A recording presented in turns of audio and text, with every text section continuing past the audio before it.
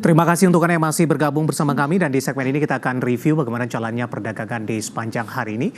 Dan kami ingatkan kembali Anda masih bisa berpartisipasi di WhatsApp interaktif kami seperti yang tertera di layar televisi Anda nantinya. Dan saat ini kami sudah terhubung melalui Zoom bersama dengan Bapak Ahmad Yakiye selaku Head Online Trading dan Teknikal BCA Sekuritas. Kita akan langsung sapa saja. Pak Yaki, selamat sore, apa kabar Pak?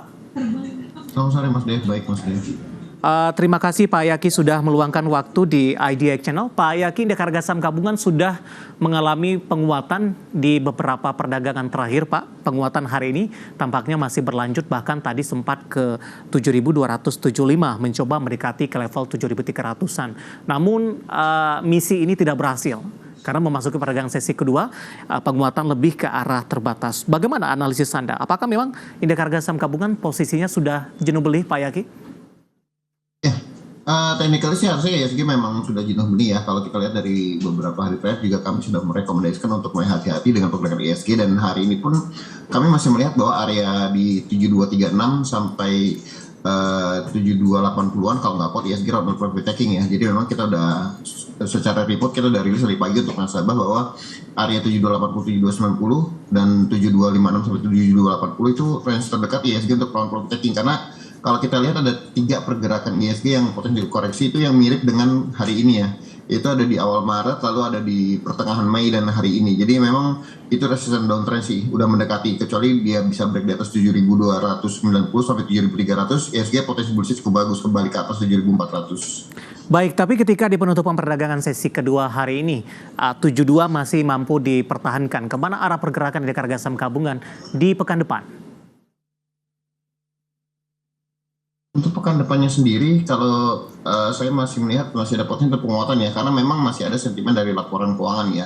Bagaimanapun juga kalau kita lihat dari pergerakan weekly-nya dan monthly-nya juga masih cukup bullish, dan ada potensi untuk ISG masih kembali ke atas 7.300 sampai 7.410-an sih. Jadi memang secara tren dalam 2 minggu terakhir ISG cenderung bullish, dan kalau kita juga pergerakan weekly-nya udah di atas MA50, udah cenderung bullish dengan support itu di sekitar 7.050 sampai 7.100. Jadi trennya masih cukup bullish sih Mas, karena memang minggu depan kan juga dari laporan keuangan utama dari Big Bang, dan orang masih optimis. Asing di beberapa hari terakhir juga udah mulai inflow, terutama kemarin BRI inflow cukup besar di atas 800 bio sih.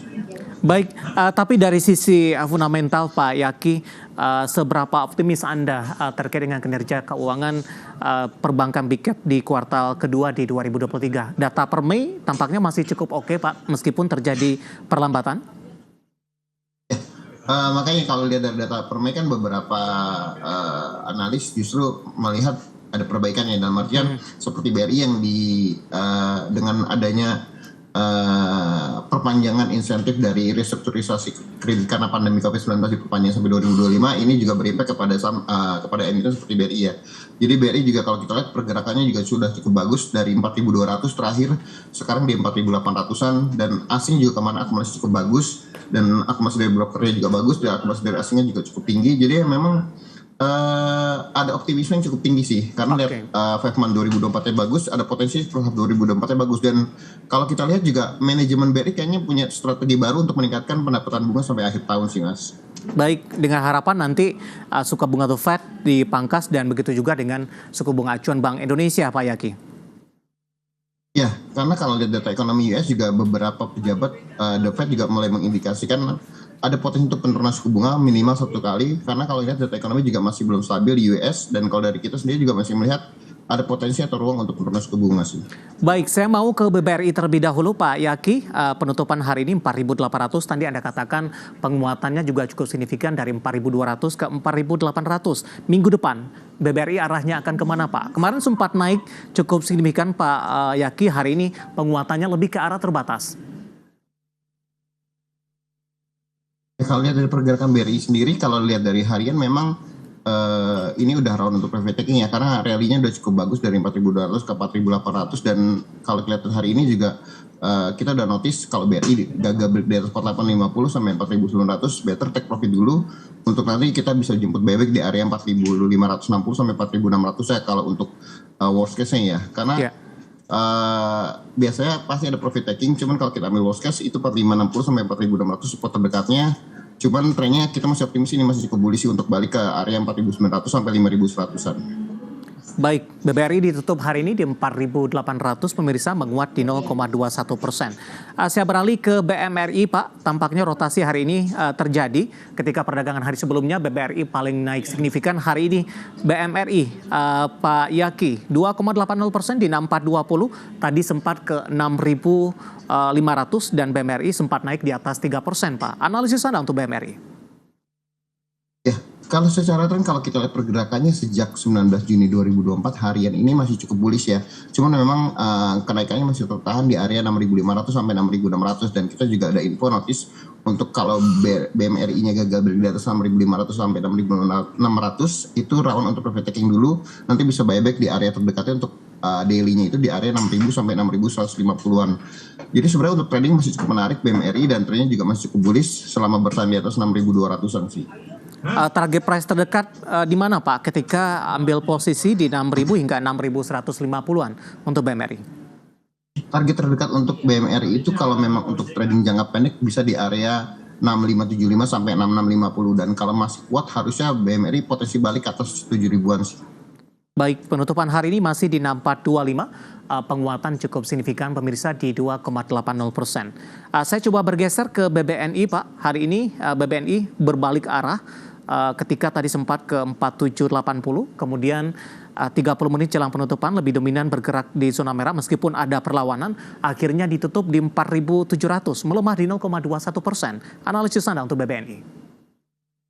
Untuk pergerakan BBNI sendiri sebenarnya memang kenaikannya masih tertahan ya, area 4.770 sampai 4.800 masih gagal untuk di break oleh BNI. Cuman harusnya selama BNI masih bertahan di atas 4.600 sampai 4.650, potensi untuk BNI di hold atau buy on support di area 4.600-an masih cukup menarik sih. Karena memang ada potensi untuk di kemungkinan di hari Senin atau Selasa masih koreksi lagi. Cuman saya masih optimis pergerakan BNI masih cukup bagus selama bertahan di atas support 4.600 sampai 4.650-an ya. Jadi untuk buy on weakness di area support itu cukup menarik. Dan yang menarik kalau BBNI bisa break di atas 4.800 tadi. Ya. Karena resistance terdekatnya itu dari area 4.900 sampai 4.980 sampai 5.225-an. Apakah memang ketika tembus 4.800 laju penguatan ke resistance selanjutnya cukup akan bagus, semakin mulus begitu ya, Pak ya? Iya. Baik. BBCA Pak Yaki hari ini menguat di 1,27%, 9950. Sebelumnya BBCA sempat ke 10.000, Pak, dalam beberapa perdagangan terakhir, tapi lebih cenderung tertekan, bahkan sempat ke 9825, tepatnya di perdagangan 1 dan 4 Juli kalau tidak salah ini. Analisis Anda untuk BBCA? Masih menarik untuk trading selama bertahan di atas 9750 dan kalaupun mau buy on support bisa dilakukan di area 9525 sampai 9650 untuk area entry buy on weakness-nya ya. Cuma selama bertahan di atas 9750, trading harian masih cukup menarik untuk sampai BCA. Memang area 10.000 jadi area terdekat untuk take profit ya 9.900 sampai 10.000 dan kalau kuat harusnya BCA masih cukup mudah untuk balik ke atas 10.75 sampai 10.400-an. Baik, analisis dari saham-saham perbankan big cap pemirsa yang hari ini menjadi penggerak indeks harga saham gabungan. Tadi ada BMRI yang paling naik signifikan, potensi dari masing-masing saham dengan penantian rilis dari kinerja mereka untuk kuartal kedua di 2024 di perdagangan di minggu depan dan lagi-lagi keputusan investasi tetap ada di tangan pemirsa IGX Channel. Pak Yaki, kita beralih ke saham-saham yang hari ini menjadi pemberat, Pak. Ada brand ini Pak Yaki, kebetulan juga ada penanya yang masuk, tidak menyebutkan nama dan lokasi. Brand untuk perdagangan di minggu depan arahnya akan kemana? Support 10.000 cukup kuat tidak untuk brand? Analisis Anda untuk brand?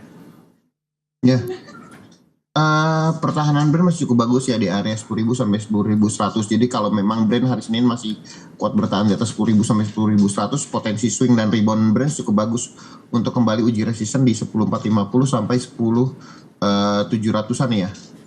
Cuman kalau brandnya gagal break di atas 10.000, support terdekat itu di area 9.700 sampai 9.900. Jadi hati-hati kalau brandnya break di bawah 10.000. Cuma selama bertahan di atas 10.000 masih menarik untuk brand di hold sih. Memang agak profit taking. Cuman kalau kita lihat pergerakannya selama dari awal Juli ini agak sideways di area resistance. Jadi masih menarik sih selama bertahan di 10.000 untuk di hold. Baik, peluang untuk menembus ke level all time high-nya kembali meskipun range pergerakannya masih cukup lebar sampai sejauh ini, Pak Yaki?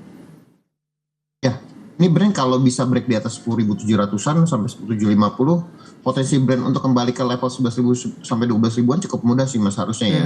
Karena memang kalau kita lihat volumenya juga masih cukup tipis, jadi biasanya rentang untuk naik seperti aman kemarin beberapa hari yang lalu cukup bagus sih. Baik, penutupan hari ini untuk Brent di 10.300 mengalami pelemahan di 0,96%. Level support dan resisten tadi juga sudah disampaikan. Dan lagi-lagi keputusan investasi tetap ada di tangan pemirsa IDX Channel. Pak Yaki, kita hold terlebih dahulu Pak. Saya akan coba sampaikan update penutupan perdagangan di sesi kedua hari ini dan juga beberapa informasi grafis yang berhasil dihimpun oleh tim redaksi kami. Dan pemirsa, perdagangan di sesi kedua hari ini sudah ditutup, di mana indeks harga saham gabungan masih bertahan di zona hijau, masih bertahan di atas level 7.200-an. Bahkan di menit-menit terakhir jelang penutupan perdagangan di sesi kedua, penguatan indeks harga saham gabungan tampaknya ditarik ke atas dengan menguat di 0,45% dan ditutup di level 7.253.372. Intraday tertinggi hari ini sempat tadi ke 7.275.938 dan level terendah di sepanjang perdagangan hari ini di 7.213.390. Dan tampaknya level ini disentuh oleh indeks harga saham gabungan baru beberapa menit yang lalu. Dan akhirnya indeks harga saham gabungan ditarik ke atas menguat di 0,45% di 7253. Langsung saja pemirsa, kita akan coba lihat ke grafis yang pertama. Bagaimana posisi dari penutupan beberapa indeks lainnya di perdagangan sesi kedua hari ini seperti MNC 36, LQ45 dan juga Jakarta Islamic Index seiring dengan penguatan indeks harga saham gabungan. Dapat Anda saksikan grafis di layar televisi Anda pemirsa. MNC 36 menguat di 0,92%, Jakarta Islamic Index menguat di 0,38%, LQ45 menguat di 0,75%. Kemudian rotasi pergerakan sektoral, kesehatan mengambil alih penguatan di 1,45%, industri juga menguat di 1,37%. Barang baku melemah di 0,43%, sementara infrastruktur tertekan di 0,22%. Ada Brent di sana yang hari ini melemah di atas 2%. Kita akan coba lihat saham-saham yang hari ini mengalami penguatan signifikan pemirsa dan menjadi penopang penguatan indeks harga saham gabungan. Kita ke grafis selanjutnya dari perbankan Big Cap, ada BMRI ditutup menguat di 6425, ATLA menguat di level Rp90 per saham. Telkom hari ini juga naik tinggi di 3020 dan Panin Life PNLF juga menguat di level 346. Selanjutnya saham-saham yang hari ini menjadi pemberat indeks harga saham gabungan pemirsa tampaknya didominasi oleh saham-saham grup Prayogo Pangestu. BRPT tertekan di 1220, sebelumnya BRPT sudah rally dan naik cukup tinggi, kemudian juga cuan. Hari ini tidak cuan, melemah di 9650, INKP tertekan ke 8.850, sementara PTRO hari ini juga tertekan ke Rp8.800 per sahamnya. Updatean penutupan perdagangan di sesi kedua dan semoga bisa menjadi referensi untuk Anda terutama dalam menghadapi perdagangan di pekan depan.